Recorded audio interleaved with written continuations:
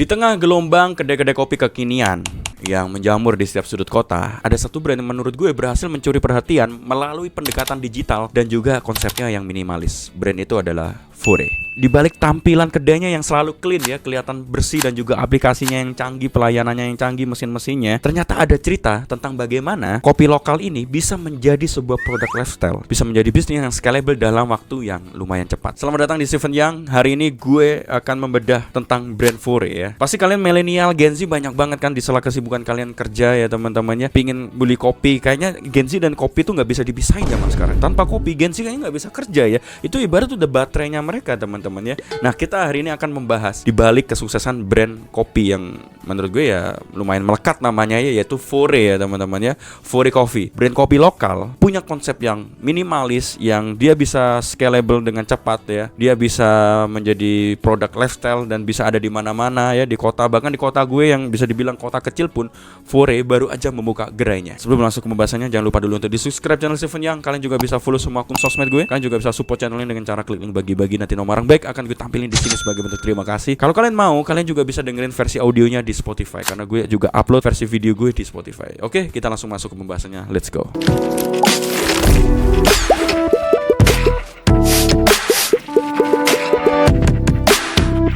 Awal mula kopi ditambah teknologi. Fore Coffee didirikan pada Agustus tahun 2018 oleh Robin Boy dan juga timnya dari East Ventures ya teman-teman ya. Visi mereka dari awal jelas, mereka ingin menyajikan kopi yang berkualitas berbasis biji lokal, tapi dengan pendekatan teknologi layaknya startup. Jadi bukan cuma dia ingin membuka kafe ya teman-teman ya. Mereka aja dari East Ventures ya teman-teman ya, tempat penggalangan dana ya teman-teman ya. Pasti mereka maunya buka startup ya teman-teman. Jadi mereka ada pendekatan teknologi di sini, bukan cuma sekedar ingin membuka bisnis kopi, menyajikan kopi yang terbaik dan ya udah layaknya kayak orang-orang pada biasanya buka bisnis kopi, ya udah gitu ya teman-teman. Yang penting tempatnya instagramable, yang penting kopinya enak. Enggak, mereka membuka bisnis kopi, pendekatannya malah sebagai seorang startup ya teman-teman ya. Mereka memperlakukan Fore ini bukan sebagai cafe, tapi sebagai startup yang mereka bisa injek, yang mereka bisa kembangin, yang mereka bisa scalable terus-menerus. Nah, nama Fore sendiri diambil dari kata bahasa Inggris yaitu forest alias hutan. Hutan di mana yang menggambarkan asal mula biji kopi ya teman-teman. Dan juga harapan bahwa brand ini akhirnya bisa tumbuh besar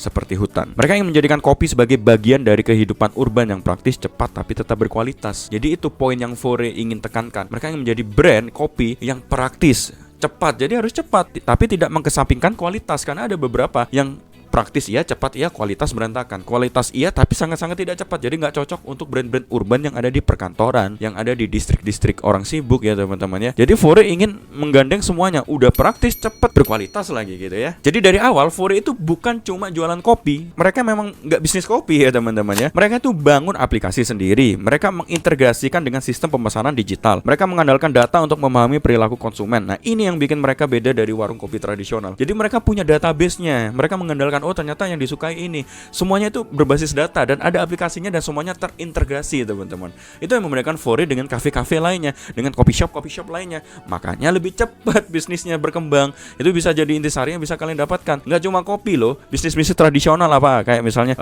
ternak ikan ya, aviary.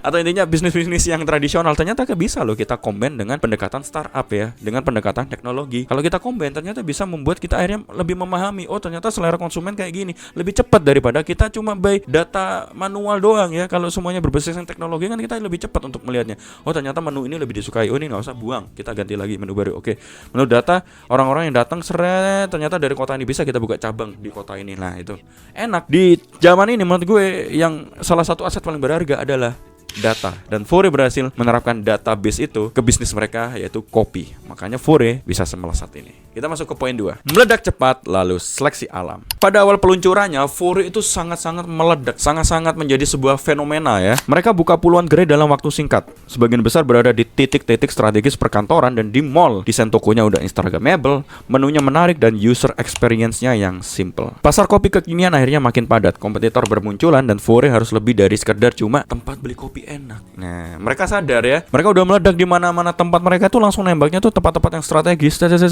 Tapi mereka mulai sadar, ternyata nggak sesimpel tempat lu strategis, tempat lu instagramable ya, tempat lu di tempat-tempat yang gampang dijangkau sama orang. Enggak ya. Begitu kompetitor mulai muncul, mereka mulai sadar. Nah, kita nggak bisa nih kayak gini nih. Kita harus menambahkan suatu value ya. Kita harus add value teman-teman ya, agar bisnis kita nggak cuma jualan kopi gitu ya. Akhirnya mereka mengakalinya dengan cara melakukan efisiensi operasional dan juga mempertajam positioning brand ya. Yang awalnya mungkin positioningnya itu masih meraba-meraba, asal meledak, asal buka, akhirnya mereka pertajam lagi. Fore itu untuk apa? Kalau menurut pemahaman gue ya, sebagai gue, tapi kan sebagai user ya, gue bukan sebagai orang ya. Fore itu menurut gue memang menengah ke atas teman-teman ya. Kayaknya mereka memang sengaja untuk memposisikan ke situ, karena mereka berdirinya di tempat-tempat seperti di mall, di perkantoran, yang which is itu adalah orang-orang yang punya duit ya. Hanya Fore daripada kita saingan dengan brand-brand yang lebih murah, mohon maaf ya, kayak brand-brand nggak enak lagi sebut, daripada kita saingan kayak sama Tomorrow Coffee atau sama brand-brand lain yang masih menjangkau level bawah, Fore lebih mempertajam posisinya.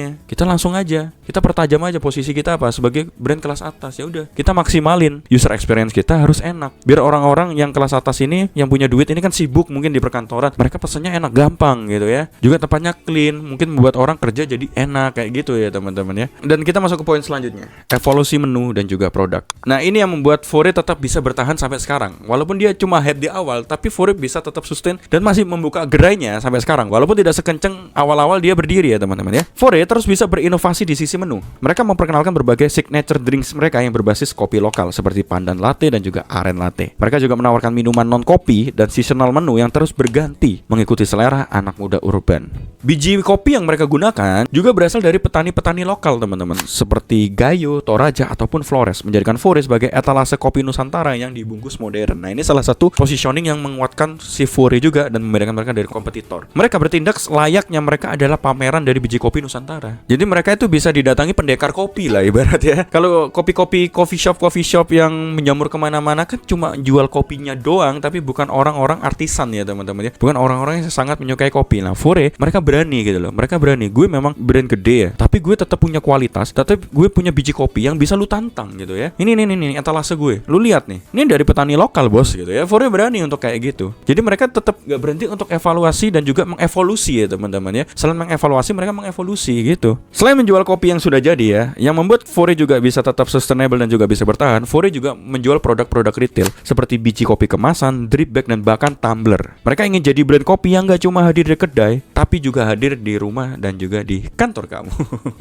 Tumbler-tumblernya kan banyak tuh. Sekarang udah mulai sih, tapi banyak selain Fore, kayak Kenangan, kayak Tomorrow juga udah mulai jualan tumbler juga dan mulai udah kerjasama dengan beberapa anime ya teman-teman. Ya ini kayaknya sih yang langka ini juga udah mulai diikutin sih sama brand-brand lain. Kita masuk ke poin selanjutnya. 2020 sampai 2024, era Fore untuk bertahan, adaptasi dan juga konsolidasi. Pandemi Covid menjadi ujian berat bagi banyak bisnis, apalagi bisnis F&B yang dimana kebanyakan waktu itu mengandalkan orang datang ke gerai mereka. Saat Covid, orang nggak bisa keluar, orang harus di rumah aja. Ya tamat deh teman-teman ya. Tapi Fore ternyata cukup sigap waktu itu dalam menyambut kedatangan COVID-19 teman-teman. Mereka memperkuat layanan deliverynya. Mereka mengintegrasikan ke aplikasi seperti Gojek dan Grab, serta promo lewat media sosial yang gencar ya. Jadi bukannya mereka meratapi nasib, mereka tuh langsung melakukan langkah B ya, plan B ya. Oh, ini ada Covid datang terret. Nah, langsung deliverynya diperkuat. Berarti kita mengkuatkan di layanan online-nya. Promosi lewat sosmednya, wah kenceng-kencengan mereka waktu itu. Mereka juga memperluas kanal digital lewat e-commerce dan juga membership aplikasi untuk retensi pelanggan ya. Di saat banyak brand serupa tumbang, Fore bertahan dengan strategi yang lebih sustainable. Dan di tahun 2003 sampai 2024, Fore mulai kembali ekspansi ya teman-teman ya. Cuma kali ini mereka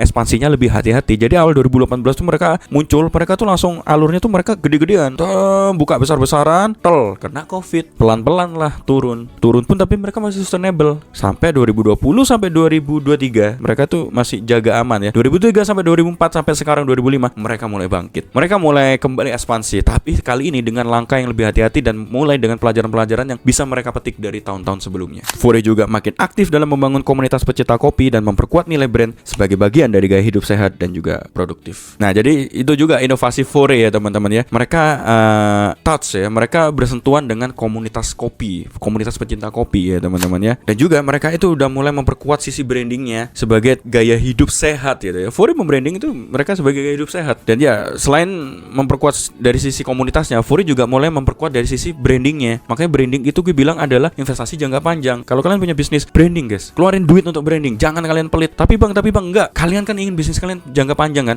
Branding itu investasi jangka panjang. Awal nggak kerasa 2 tahun branding kalian masih terbentuk. Tapi kalau branding kalian udah kuat, orang udah mulai suka, orang udah mulai jatuh cinta sama brand kalian. Walaupun ada kompetitor, mereka susah untuk berpaling karena branding kalian kuat. Kalau kalian nggak bisa branding, kalian bisa hubungin agensi gue yang studio. Dikit-dikit promosi nggak apa-apa. Nah, itu yang diterapkan sama Furi. Mereka membranding diri mereka sebagai bagian dari gaya hidup sehat dan juga gaya hidup produktif ya teman-teman ya. Kopi identik dengan produktif ya. Karena kafein sama dengan kita nggak bisa tidur sama dengan apa? Sama dengan kita produktif ya. Furi membranding dirinya terus bahwa mereka ini adalah kopi untuk orang-orang urban, untuk orang-orang yang sibuk ya teman-teman. Itu yang membuat mereka tetap dicintai sama customernya, dicintai sama pembelinya. Branding yang kuat dan juga komunitas yang mereka pelihara. Kita masuk ke poin terakhir. Apa saja yang bisa kita pelajari dari Furi? Ada 5 poin yang bisa kita dapatkan dari video kali ini. Yang pertama adalah produk lokal ternyata bisa naik kelas kalau dikemas dengan teknologi dan juga desain yang relevan gitu. Jadi kalian mulai berpikirlah seperti startup. Kalian mulai berpikir kayak, oh ternyata ini nggak cuma tentang masalah ternak ayam. Ternak ayam ini kalau ternyata kita lakukan pendekatan secara startup, oh ini bisa menjadi sesuatu yang besar gitu ya. Oh ini distribusinya ternyata bisa nih gue buatin aplikasinya nih untuk memantau distribusi dan sebagainya. Harganya bisa update terus di aplikasi sehingga orang-orang bisa nggak merasa tertipu dan sebagainya kayak gitu ya teman-teman ya. Yang kedua adalah growth cepat itu keren, tapi growth yang berkelanjutan itu lebih penting. Nah ini kalau pertama tadi kita setuju sama startup, yang kedua kita tengah setuju sama startup karena startup itu biasanya menekankan